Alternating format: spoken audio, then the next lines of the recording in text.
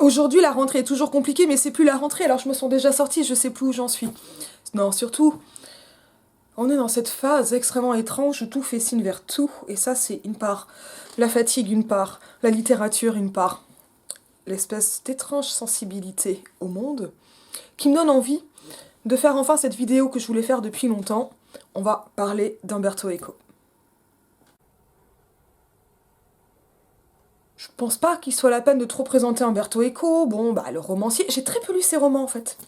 Le théoricien, bon, à un moment je le voyais avec un peu de snobisme comme genre un très très bon vulgarisateur. Non, c'est un sémioticien, c'est vraiment un, un, un chercheur, un médiéviste ultra important qui a quand même énormément marqué les études littéraires. Alors par des essais semi-grand public, un peu façon Pierre Bayard, enfin avant Pierre Bayard, je sais pas si, quelle influence Pierre Bayard, donc comment parler des livres que l'on n'a pas lus par exemple, parle ou parler d'Umberto Eco, quelle filiation ou on peut tirer. En tout cas, Umberto Eco, il m'a vraiment marqué, bon, mais pour des essais un peu, bon, ça c'est des conférences, un peu accessibles, comme s'y promenait dans le bois du roman et d'ailleurs, mais aussi pour des textes quand même plus... Alors ça, si on promenade dans le bois du roman et d'ailleurs, c'est vraiment ce que je conseille en premier texte de littérature critique à mes étudiants, de lettres, enfin pour débuter, parce que c'est quand même pas évident de se mettre immédiatement à Roland Barthes ou à d'autres choses de cet ordre-là. Donc c'est bien de prendre un peu d'avance et de commencer. Et quand on arrive après dans le TD de littérature critique, je peux leur dire, je vous l'avais dit en allant, il fallait se préparer. Et surtout, et je sais pas si je le ferai encore ce TD, parce que là j'ai lâché mes TD. Là, je pense à un truc qui m'a pas mal marqué en préparation d'agrég et en tout début de thèse, qui date, mais que je continue à croire important, et peut-être d'autant plus important en ce moment que plein de raisons, c'est-à-dire au diptyque Lector in Fabula et les limites de l'interprétation, ou l'œuvre ouverte. Alors on parle beaucoup de Lector in Fabula ou de l'œuvre ouverte parce que c'est un de ces textes qui a permis d'ouvrir grand les portes de l'interprétation, c'est-à-dire donc de donner un vrai statut au lecteur, on ose dire à la lectrice. Ça, il n'est pas le seul. La mort de l'auteur de Roland Barthes est quand même extrêmement explicite là-dessus. Et je pense qu'on reviendra à un moment sur la mort de l'auteur, parce qu'en plus, c'est quand même un texte qui m'est sympathique pour sa virulence, qui est très vif. Mais ça fait partie un peu des choses qui sont prévues et qui ont aussi des implications qui n'étaient peut-être pas prévues ou vues à l'époque de Barthes, mais qu'on peut tirer aujourd'hui, et ça c'est intéressant. Et bon, dans Lector in Fabula, grosso modo, Umberto Eco remplace l'intention de l'auteur, intentio auctoris, par une intention de l'œuvre, intentio peris. Et, et, et voilà, ouvre grand les portes de la lecture. Alors, il les ouvre grand, mais apparemment, il a quand même eu des remords. Parce que on a fait quand même dire beaucoup de choses à l'œuvre ouverte et elle s'est bien rendu compte qu'il avait quand même toujours une intentio auctoris, donc une intention d'auteur, et qu'il était plus que dépassé. Et ok, c'est le jeu ma bonne dame, mais quand même, la question reste de savoir, est-ce qu'on est en train de faire dire n'importe quoi au texte? Ça, c'est vraiment une question qui est extrêmement importante, alors qu'on aime ou qu'on n'aime pas la psychanalyse. Quand on commence à appliquer un fil psychanalytique à des textes, par exemple d'Ancien Régime, et à voir des connotations sexuelles, des choses de cet ordre-là, et qu'on ne sait plus si un lecteur contemporain les voyait ou ne les voyait pas. Je pense au Diable amoureux de Cazotte et à ce passage où, dans l'espèce de grotte comme ça, où le diable comme ça se transforme, euh, il y a des escargots qui lancent des filets de bave. Et là, à quel point c'était sexuel ou pas. Et là, il y a quelque chose dans la psychanalyse qu'on suive ou non une analyse, qu'on soit lecteur ou lectrice de Freud, de Lacan, etc., ou pas, qu'on a du mal à ne plus voir, en tout cas une fois qu'on a fait pas mal d'études de lettres, parce que ça a infusé. Et ça, Pierre Bayard en parle d'ailleurs très bien dans... Et j'ai oublié le titre, mais dans un de ses essais sur l'inconscient. Mais il en a fait plusieurs sur ces questions donc de psychanalyse littéraire, j'en parlais avec Romain, en vidéo. Bon, ouais, il ne s'agit pas de parler de psychanalyse, mais vraiment d'interprétation des œuvres, et c'est vraiment un sujet qui est extrêmement compliqué, et qui en ce moment me touche particulièrement. Alors, très honnêtement, je me demandais si j'allais, ça fait longtemps vraiment que je ne parle des limites de l'interprétation, et j'avais un peu envie de croiser ça à cette question qui n'est pas simple, mais qui me paraît quand même aussi très importante et elle aussi difficile euh, donc de l'ésotérisme, des lectures ésotériques, parce que là, ça peut être très large, mais aussi donc du moment où le féminisme devient ésotérique et d'à quel point le féminisme peut être ésotérique et où va se placer la limite entre une lecture rationnelle et une lecture de type gnostique, herméneutique ou ésotérique. Alors là, je commence à dire des trucs compliqués. Finalement, je pense pas que je vais parler tellement de féminisme, on va voir où tout cela me mène, parce que ce sont des choses sur lesquelles je n'ai pas encore d'options vraiment définies, mais sur lesquelles je suis extrêmement méfiante. Et en fait, tout le rapport entre science et féminisme, et il y a un mouvement féministe anti-science, mais c'est vraiment une part du mouvement féministe, et après, en fait, c'est quelque chose qui est beaucoup plus, souvent beaucoup plus relâché, mais avec aussi une méfiance par rapport à une médecine qui est quand même bien souvent patriarcale, violente, raciste. Enfin là, on a suffisamment, j'allais dire de faits divers, bon, de statistiques, d'affaires qui le rappellent. Hein. Là, en ce moment, on est en plein, vu que les vidéos ne sont pas forcément regardées à la date, mais on est en pleine affaire, pour la première fois, des gynécologues sont nommément accusés, et là, c'est à l'hôpital Tenon, avec notamment donc, un spécialiste de l'endométriose, qui est accusé de violences gynécologiques assez lourdes. Et bon, il est temps d'en parler, mais c'est compliqué. Et donc, il y a des raisons. Donc tout ça, j'en parlais dans une autre vidéo que je pense que je vais mettre à la boucle, donc celle sur Reclaim, où en fait j'ai vraiment fait un historique, bon, encore très, très esquissé, hein, mais de ces rapports entre histoire des sciences, féminisme, pensée de la science chez les féministes, plutôt 20e. Ça fait partie de mes projets de faire une grosse, grosse synthèse de ça, 19e. Bon, mais embauchez-moi, quoi. Euh, Parce que c'est vraiment une chose aussi qui est fascinante, cette question, parce qu'il y a une science féministe en fait, ou des sciences féministes, mais il y a une façon d'aborder la science en féministe, et le féminisme a permis une énorme avancée épistémologique, notamment par l'élaboration des théories du point de vue, de la sociologie des sciences, de qui fait la science, et donc qui permet de voir les points aveugles des sciences. Mais de façon scientifique, bon, voilà, c'est très compliqué. Et on est actuellement dans une époque de crise épistémologique majeure, notamment au niveau de la psychologie, parce qu'on n'arrive pas à dupliquer les expérimentations. Pas mal de choses sont difficiles, et je ne parle même pas du Covid. Voilà, on va le faire comme ça, sans détail. Mais il y a une chose qui est claire, c'est que le Covid aura amené une énorme crise au moins de confiance essentiellement vis-à-vis de la science, mais aussi une déraison et un manque d'éthique incroyable de la part de grands scientifiques. Je t'en dis pas plus. Donc je vais parler des limites de l'interprétation, celui-ci. Évidemment, il est traduit, je ne sais plus par qui, je vais vous le dire. Donc 90 5000 ans, 92 pour édition Grasset. Mais ça, c'est la première publication donc en petit. J'avais galéré à trouver le nom de la traductrice. Je crois que c'était une traductrice qui traduit quasi tout Écho. Quand je l'avais cherché, parce que je vais vous lire un texte que j'avais donné aux étudiants, mais je vais probablement aller un peu plus loin. Ah, alors, celui-ci. L'œuvre ouverte, c'est 65. Lector in Fabula. Mais ils sont tous traduits par, on dirait, non pas tous, mais beaucoup par Myriam Bouzaher. Est-ce qu'il y a le nôtre? Il y est même pas. C'est nul. Hein. C'est fou parce que j'ai son nom pour les autres, mais pas pour celui-ci. Mais je crois que je l'avais trouvé. De toute façon, je vais le mettre. Voilà. Alors, c'est comme toujours quelque chose d'extrêmement construit. Moi, je vais vraiment prendre un tout petit point qui m'avait beaucoup marqué. Mais donc, on commence par cette intentio lectoris, donc note sur la sémiotique de la réception, les différents types d'intentions. Interprétation, utilisation des textes, c'est-à-dire en fait qu'il va tout expliquer pour à un moment tirer à boulet rouge, mais ça ne veut pas dire qu'on est dans le pamphlet du tout, ni dans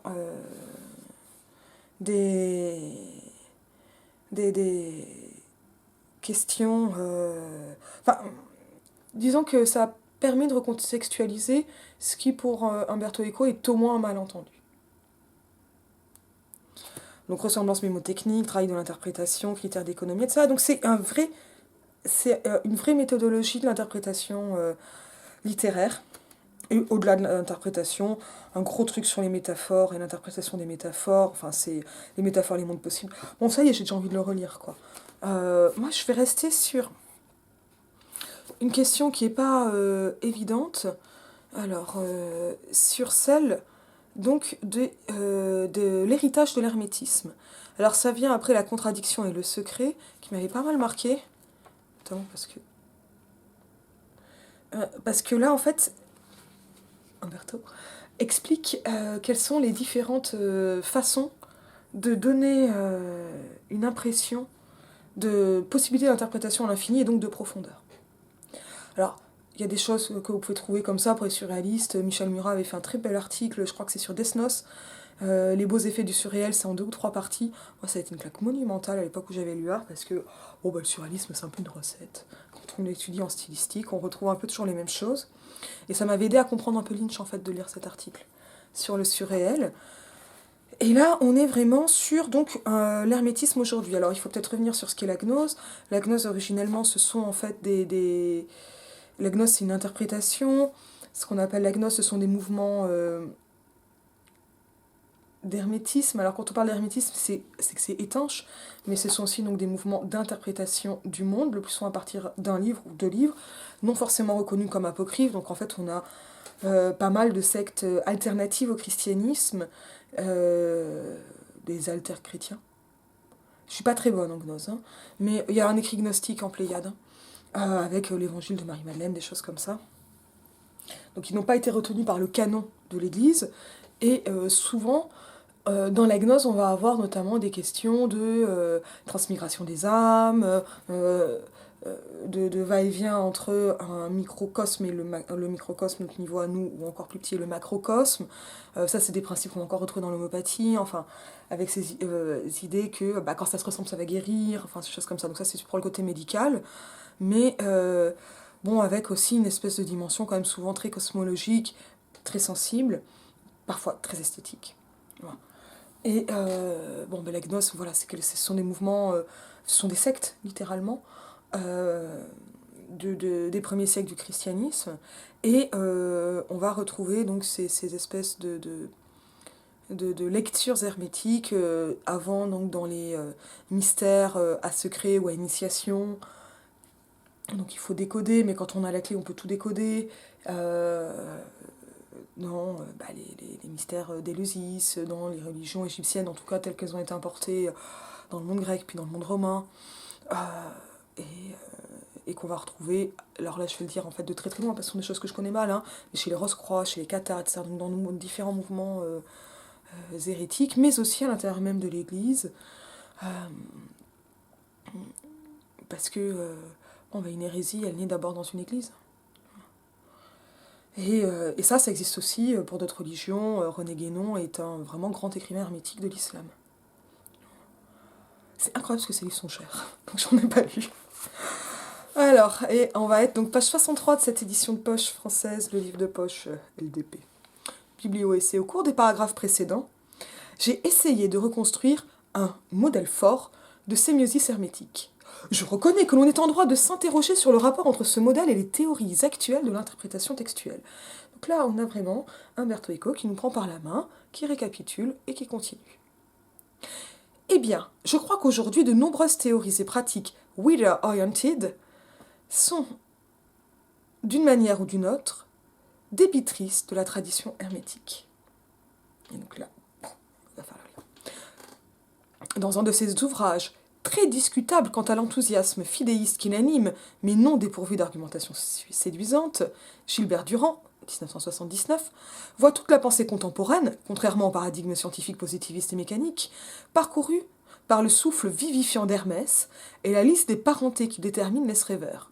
Spengler, Dulce, Scheler, Nietzsche, Husserl, Kérény, Planck, Pauli, Oppenheimer, Einstein, Bachelard, Sorokin, Lévi-Strauss, Foucault, Derrida, Barthes, Todorov, Chomsky, Crémas, Deleuze. Suspension. On a envie de dire c'est beaucoup trop. Tout comme nous n'étions... Alors ça, ces moments un peu oraux, c'est très Umberto Eco, et on va voir que ça va encore plus loin. Tout comme nous n'établirions pas un rapport direct entre stalinisme et épicurisme, pour la seule raison que ce sont deux conceptions philosophiques matérialistes, même si l'on ne peut oublier ce trait d'union que fut le jeune Marx.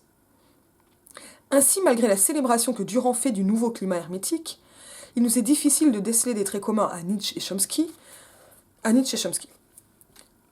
Cela dit, alors ça, hop, on continue, on creuse, on va plus loin. Ça, c'est très Umberto Eco.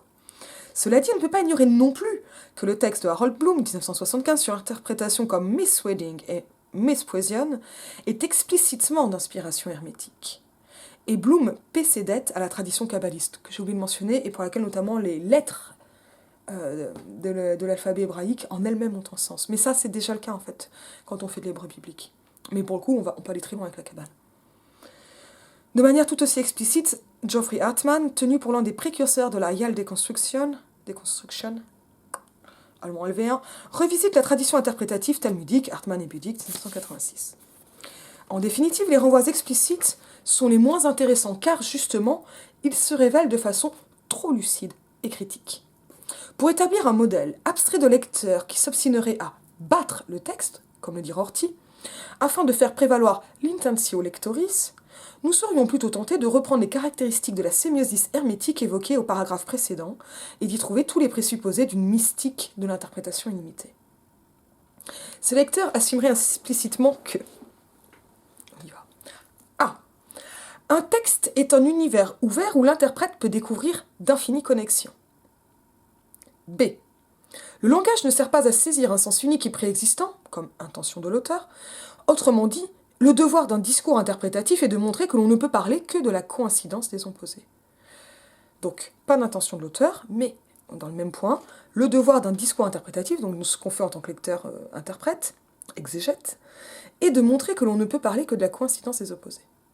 On continue. C. Le langage reflète l'inadéquation de la pensée, et être dans le monde, avec plein de traits d'union, signifie uniquement se rendre compte que l'on ne peut identifier un sens transcendantal. Et là, c'est une espèce de parodie, de pastiche heideggerien. Donc, et on est en plein linguistic turn, donc en fait, la seule chose que l'on peut savoir, c'est que l'on n'arrive pas à faire référence par la langue. Et donc, à partir de là, s'il n'y a plus de référence, et il n'y avait pas non plus de sens unique de l'auteur, on passe au dé. Tout texte prétendant affirmer quelque chose d'univoque, donc il y a un seul sens, est un univers avorté, ou le résultat de l'échec d'un mauvais démiurge qui, chaque fois qu'il tente de dire « cela est ainsi », déclenche une chaîne ininterrompue de renvois infinis au cours de laquelle cela n'est jamais pareil. C'est là qu'on voit bien que c'est le linguistic turn, donc cette espèce de crise du langage, puisqu'il n'y a plus de possibilité de faire référence. Et donc à partir de là, la référence faisant défaut, le langage amène cette chaîne ininterrompue de renvoi à l'infini, et on n'arrive pas à arrêter la chose. Et donc il n'y a plus les mondes avortés, c'est-à-dire que si c'était unique, on met univoque, avec un sens unique, on met fin à la création d'un monde, d'un univers, tel que le porte le texte. Le péché originel du langage, et de tout auteur qui l'aurait parlé, tout le monde, vous aussi, hein, et moi, et tout le monde, est racheté par un lecteur pneumatique, lequel, comprenant que l'être et dérive, corrige l'erreur du démiurge et sait que ce que les lecteurs zilk sont condamnés à ignorer, recherchant l'illusion du sens dans les textes nés pour se jouer d'eux. On le reprend. Alors là, avec des majuscules partout. Parodie, évidemment. Le péché originel du langage, et de tout auteur qui l'aurait parlé, donc le vice, hein, est que l'être est dérive. Et donc s'il n'y a plus d'être, mais seulement quelque chose qui va dérivé, finalement, est racheté par un lecteur pneumatique parce que le pneuma c'est l'âme, le lecteur pneumatique c'est celui qui va appeler les âmes des morts, mais en fait c'est le médium, c'est un lecteur médium. Et cela donc avec un vocabulaire particulièrement recherché, difficile, et qui en même temps, c'est rigolo le lecteur pneumatique quoi. C'est un truc de Shadok. Et en même temps, ce lecteur pneumatique, qui lui a compris qu'on ne peut plus signifier, qu'on ne peut plus référer, va corriger l'erreur du démiurge, donc de l'auteur, tout en sachant que les autres lecteurs, les lecteurs ziliques, sont donc condamnés à ignorer. C'est-à-dire qu'il y en a qui vont chercher un sens, mais le vrai lecteur, le bon lecteur pneumatique, sait que le texte n'est là que pour dire qu'il n'y a pas de sens et pour se moquer du lecteur. Et ça, c'est Nabokov qui a encore frappé. F. Cependant, chacun peut devenir un élu, pourvu qu'il ose superposer sa propre intention de lecteur à celle de l'auteur, inaccessible et perdu. Tout lecteur peut devenir un surhomme, qui comprend l'unique vérité, l'auteur ne se savait pas en train de parler parce que le langage parlait à sa place. Et là, on a un petit taquet à Lacan. Cependant, donc chacun peut devenir un élu, c'est-à-dire celui qui va être capable de corriger l'erreur du démiurge, dans la mesure où l'intention du lecteur sera meilleure que celle de l'auteur, puisque l'auteur est faillible. Et on est dans un monde où Dieu lui-même, donc ce fameux auteur Dieu, très 19e, faillit. Ou il est tard.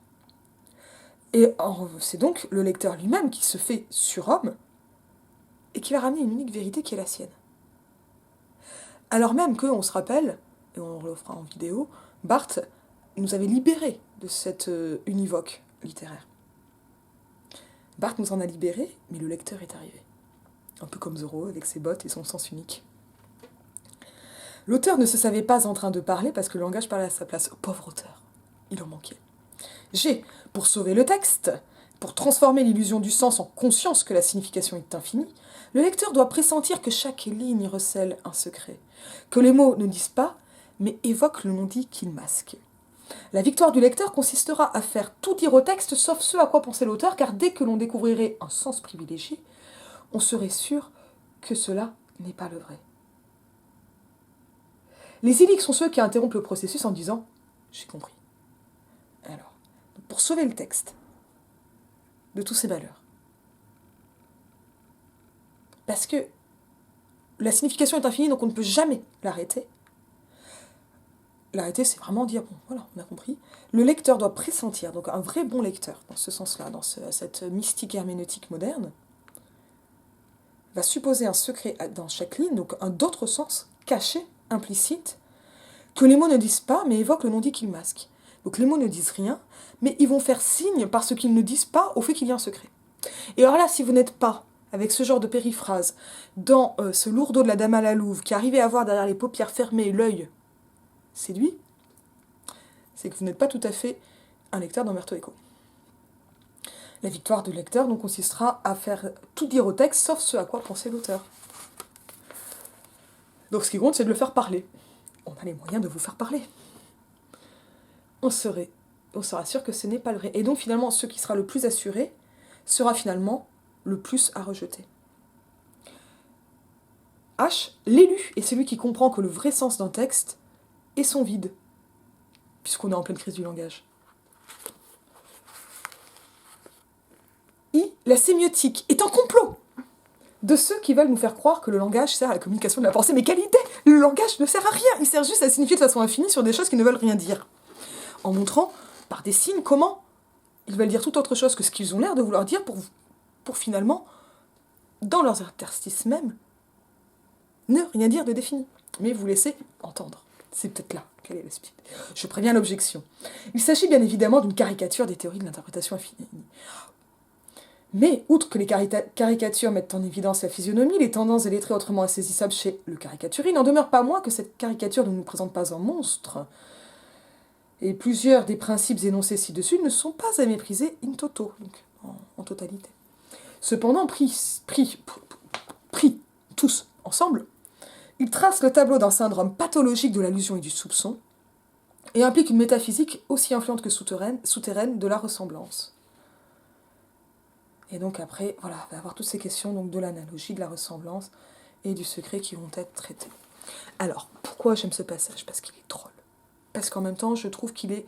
Alors moi, je le trouvais plus clair que d'autres, justement par...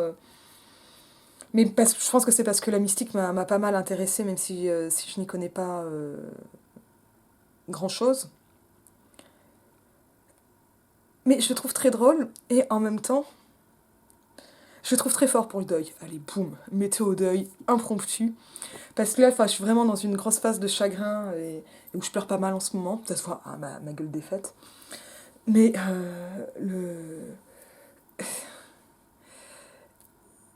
finalement, je me rends compte que le deuil met dans une espèce de complot, non pas que je me dis que mon père va revenir, mais où tout me ramène à son absence.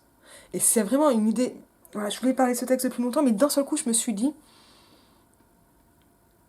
que finalement, le deuil rendait fou en ce que... ou me rend folle, on va le dire. De toute façon, puis folle, c'est... Enfin, folle. M'amène à patiner dans la semoule, quoi. Hein. Euh, en ce que en ce que je vais à peu près rattacher tout et n'importe quoi à ça, à cette absence, au fait qu'il n'est pas là. Alors que justement, il n'est pas là. Bon, c'est compliqué parce qu'on est évidemment encore en train d'essayer de gérer les affaires de mon père qui travaillait et c'est pas mal de bordel. Mais c'est donc bah, c'est une absence qui prend bien de la place. Hein. Et le chagrin prend une place énorme et j'en suis à ce stade où à peu près tout et n'importe quoi peut me faire pleurer. Et, et en même temps, c'est rien de précis ou de présent. Et c'est même rarement une pensée. Et c'est ça en fait qui marche dans la mystique. Et c'est aussi pour ça que les moments de deuil sont des moments de fragilité. J'ai un abonné ou ancien abonné, je sais plus, peut-être que c'était juste un contact Facebook, qui a eu l'outrecuidance, l'irrespect total, alors qui m'a d'abord proposé d'entrer en communication de façon spirit avec mon père, et j'ai poliment décliné, n'étant pas intéressée, n'y croyant pas, et puis en fait j'ai un peu autre chose à faire que de faire tourner des tables. Et il nous faut qu'on range des BD. Et en fait il a insisté en m'expliquant que mon père serait déçu parce qu'il voulait entrer en communication avec moi. Et bah, évidemment que je l'ai insulté. Non, je l'ai pas insulté, je l'ai engueulé. Évidemment que je l'ai engueulé, il m'a bloqué. Ben oui, mais bon débarras. Bon débarras, mais quel genre d'irrespect. C'était 3 semaines après la mort de papa. De venir me dire qu'il savait que mon père voulait me parler. Mais mon père, c'était le plus athée des athées. Je veux dire, quand bien même il y aurait une vie dans l'au-delà, mon père serait tellement vexé de s'être trompé qu'il voudrait surtout pas nous le dire. Évidemment que non. Qu'on va pas faire ça. Et parce que ce qu'amène ce spiritisme et ce qu'on cherche dans la mystique, c'est justement aussi ces jeux d'analogie, de ressemblance, de va-et-vient entre un microcosme et un macrocosme, parce qu'ils permettent de pallier quelque chose de l'ordre d'une absence et de sentir une plénitude qui, si elle n'est pas là, sera au moins cosmique. Et peut-être dans ce qu'on va appeler un au-delà, ou quelque chose comme ça, ou une transmigration, ou ce genre de choses. Et le monde, il a l'air bien plus plein quand on se dit que les textes veulent tout dire, et qu'on a une importance pour faire lire le texte. Et il est... Et c'est pour ça que voilà, je pense à Olympe Audouard. Peut-être que je devrais vous parler d'Olympe Audouard. Il y a une biographie super qui est sortie sur elle de Lise Schiffel. J'ai oublié le nom. Olympe Audouard, une féministe sous le Second Empire. J'ai lu ça cet été, ça m'a pas mal plu. Vous me direz si vous avez envie que j'en parle. Si j'ai pas de commentaires, je parlerai d'autre chose. Ou pas. Mais c'était vraiment chouette. Et il y a ce moment, donc Olympe Audouard a perdu ses 2 fils, je crois. Et bon, bah, elle fait tourner l'état parce qu'on est en pleine mode du spiritisme et parce qu'elle ne supporte pas l'absence. Et je ne lui jette pas la pierre. Moi, c'est-à-dire que moi, je refuse d'entrer dans ce mode de réponse au monde. Alors, si on revient sur l'ésotérisme, c'est extrêmement intéressant de voir comment on a des formes cachées d'ésotérisme, enfin cachées, discrètes, on va dire, euh, qui vont comme ça surgir jusque dans l'interprétation des textes. Et ça pose quand même des questions qui sont extrêmement lourdes au niveau de la méthodologie.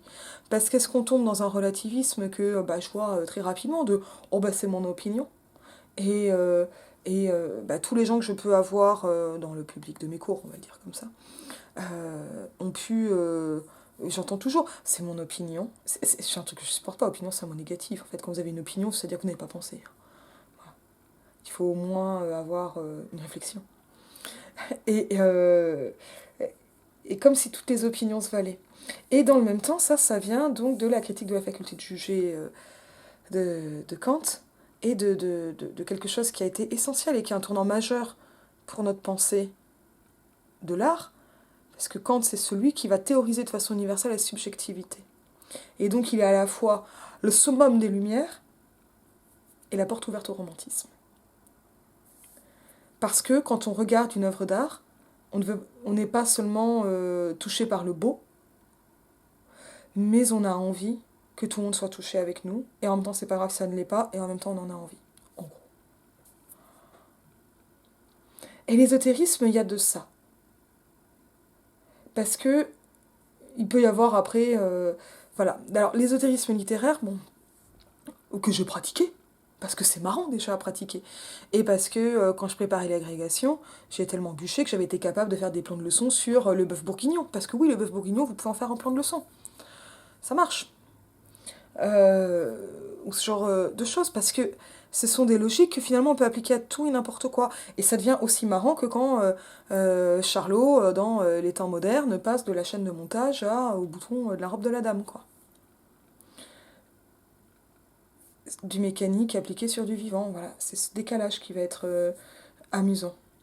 L'ésotérisme rigolo, là, tel que le met en scène Umberto Eco, honnêtement, je trouve ça très fun. Mais il reste cette question à laquelle je n'ai pas de réponse définitive, mais qui est aussi, d'une certaine façon, et d'une façon bien plus directe et plus condensée, celle que pose Susan Sontag dans Contre l'interprétation, qui est... bon, Sontag, elle est vraiment contre l'intellectualisme abstrait, revenir au texte et au vivant du texte. Et en même temps, quand on dit vivant du texte, ben, on tombe sur du vitalisme. Et c'est-à-dire, moi, je ne sais pas forcément toujours bien placer la limite pour arrêter l'interprétation. Alors Umberto Eco, il aide vachement. Et grosso modo, quand votre interprétation elle ne repose sur rien de tangible dans le texte, c'est qu'elle n'a aucune valeur. Vous avez le droit de l'avoir. Ça pose de problème à personne. Mais elle n'a pas d'intérêt.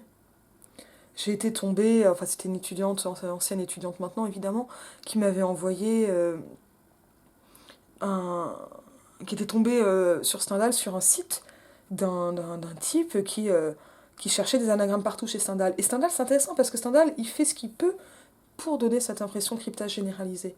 Et ça marche, puisqu'on tombe dedans. Mais ça, ouais, c'est un peu comme pour le film Matrix. Pas que dur. Mais de toute façon, c'est un peu le même principe. Mais ça marche avec pas mal d'autres films. Mais Matrix, c'est vraiment le gros emblème. Matrix, c'est un film qui, globalement, bon, c'est l'écriture de l'allégorie de la caverne de Platon, qui vous donne l'impression bon, enfin, qui est fait pour vous donner l'impression de, oh là là, on a l'impression d'être dans le monde réel, mais en fait, on est dans un monde, la Matrix, qui est complètement généré, qui est une illusion, etc. etc. Bon, voilà. Ça, c'est des vieilles théories qui datent de l'Antiquité, et qui ont quelque chose d'assez solipsiste, hein, qui font qu'on finit quand même, c'est délirant comme théorie. Et ça a servi d'abord pour les féministes de parler de la pilule rouge, la pilule bleue, là, je sais plus, pilule noire, notamment, voilà. Ça, c'était un truc qu'on avait en 2012, hein, les masculins n'ont rien inventé. Prendre la pilule du féminisme, comme on peut dire chausser les lunettes du genre, permet de voir le monde d'une façon différente. Et c'est un truc qui est récurrent chez les féministes, ce renversement. Et c'est pour ça que l'ésotérisme, c'est compliqué avec le féminisme. Mais j'y bosse fort. Parce qu'en même temps, c'est un mouvement très rationnel et très fondé. Mais c'est plein de choses, le féminisme. Et bon, ben voilà, il y a beaucoup de débats pour savoir est-ce que Matrix est une allégorie, par exemple, de la transidentité, ça notamment en raison du coming out des réalisatrices, est-ce que c'est une allégorie de la société moderne, ou des choses comme ça. Mais en fait, la question c'est de quoi Matrix est l'allégorie. Et moi, c'est pas cette question-là qui m'intéresse en études littéraires.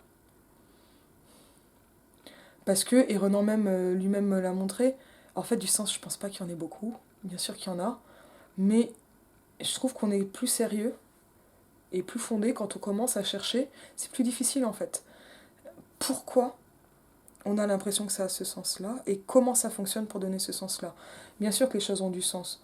Là, je suis en train de lire Quand la beauté fait mal. Alors ça, justement, sur cette question de l'ésotérisme, c'est d'une mystique féministe. Hein. Mais ça pose des questions. Flora Tristan était très mystique, mais on est chez les proches des Saint-Simoniennes. C'est inévitable dans ces années-là. Et j'en reparlerai en parlant de Frank-Paul Baumann et du Christ des barricades. Il y a aussi un moment où c'est pas grave, la mystique en soi. La question, c'est qu'est-ce qu'on en fait et dans quelle époque on vit aussi. Et moi, ce qui m'intéresse dans un film comme Matrix, qui n'est pas un film qui m'intéresse en fait, c'est beaucoup plus de voir d'analyser comment un film comme Matrix est fait pour qu'on ait envie de se demander de quoi Matrix est l'allégorie. Parce que les interprétations infinies des fans font le succès du film. Et elles sont en elles-mêmes une esthétique. Et c'est ça qui me plaît tant dans ce passage d'Umberto Eco. Et c'est aussi là qu'il y a une beauté dans le chagrin et dans le deuil. Tristement. Demain, ça fera 3 mois que papa est mort. Après-demain, ça fera 2 ans que papy est décédé. Ça n'empêche pas de travailler. Et là, je sais pas si je conclus super brutalement là-dessus, je crois pas. Parce que c'est vraiment trop violent.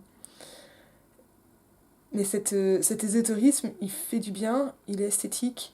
Et ouais, il y a quand même souvent, bien des fois, où il m'effraie. Parce que quand j'étais cagneuse, j'ai eu cette envie de déchaîner les flots et les éléments de l'interprétation littéraire. Et en même temps, c'est pas de la belle ouvrage. C'est pas, c'est pas de l'interprétation qui est très solide, mais en même temps, on a du mal à voir actuellement de très grosses écoles interprétatives, comme il y a eu à l'Structuralisme ou des choses comme ça. Et il y a des choses qui sont en train de se dessiner. J'ai l'impression que la génération actuelle des jeunes chercheurs ou des doctorants, et des chercheuses et des doctorantes évidemment, est en train d'aller vers une rigueur accrue, qui est à mon avis due au numérique, à une certaine forme de confiance dans les textes, ou plutôt à un espoir qui est placé dans les textes, peut-être faute d'ailleurs. Et il y a quelque chose, je l'ai vu sur l'année que j'ai passée à Normal Sup à Lyon, ça m'avait beaucoup marqué à Lyon, parce que c'était moins le cas à Bordeaux. Il faut dire qu'on était un peu ringard à Bordeaux. Là, je l'ai beaucoup vu pendant ma thèse, cette volonté de se fonder sur les textes, d'être au texte. Et de revenir à une forme d'intention de l'auteur. Mais en passant en fait plus par la réception peut-être, mais une réception qui est plus unique, mais qui va se faire sociale et collective. Et ça, c'est beau quand même. Je vous dis à bientôt. Désolée pour... je devrais mettre des triggers d'œil. J'espère que ça vous aura intéressé. À bientôt.